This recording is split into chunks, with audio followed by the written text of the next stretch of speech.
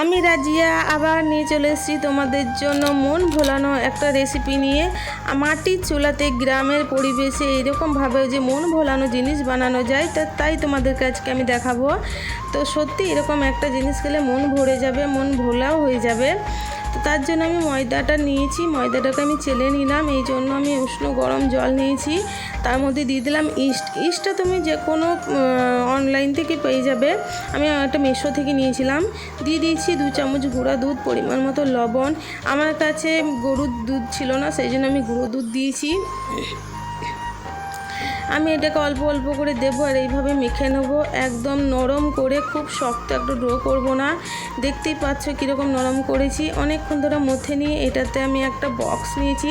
বক্সে আমি তেলটাকে মাখিয়ে দিয়ে এটা দিয়ে দিলাম 2 ঘন্টা রেস্টের জন্য দিয়ে দেবো। তার আগে আমি একটু তেল দিয়ে দিলাম, এরকম তেলটা ওপরে দিলাম। এটা ফুলে উঠবে, তো এটা লেগে যাবে না অন্য কোথাও, সেই জন্য এরকমভাবে আমি ঢাকনা দিয়ে দিলাম। ঢাকনা দিয়ে তো 2 ঘন্টা পর কতটা ভাপ নিয়েছি তোমরা দেখতেই পাচ্ছ। হাওয়াটাকে আমি এরকমভাবে হাত দিয়ে চেপে চেপে বার করে দেব। আমি লেচি কেটে নিলাম। লেচিগুলো আমি খুব মোটাও করব না, খুব ছোটও করব না। এইটা আমি নিয়েছি নারকেলটাকে আমি সরু করে গ্রেট করে নেব। আমি কড়াইতে জল বসিয়ে দিলাম। জলে আমি নারকেল কুচিটা দিয়ে দিলাম।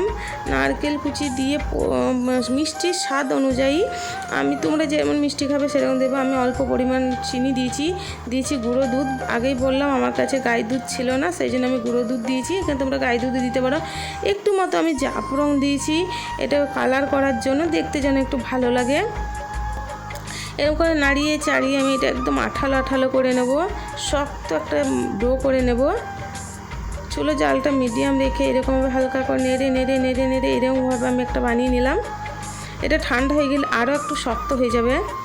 শক্ত হয়েছে এরকম করে প্রত্যেকটা লেচির মধ্যে আমি এটা একটু 1 চামচ করে দিয়ে দেব।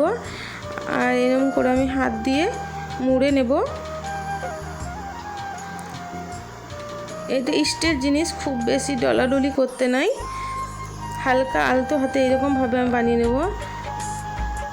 গরম তেলে আর একটা করে সব লেচিগুলোকে ছেড়ে দিলাম। দেখতেই পাচ্ছ কীরকমভাবে ফুলে উঠেছে। আমার প্রত্যেকটা একদম বমির মতো একদম ফুলে টইটুম্বর হয়ে গেছে। লাল করে এটা আমি ভেজে নিলাম। এগুলো আমার ভাজা হয়ে গেছে, এগুলো আমি একটা করে তুলে নিচ্ছি।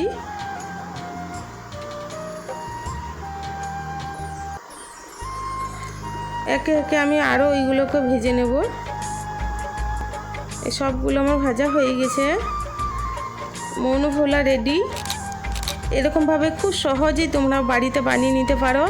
মন ভোলা গরম খেতে দারুণ স্বাদ। এটা কেউ ঠান্ডাও খেতে পারো, কেউ এটা গরম খেতে দারুণ লাগলো। কেমন হয়েছে তোমরাও জানাবে।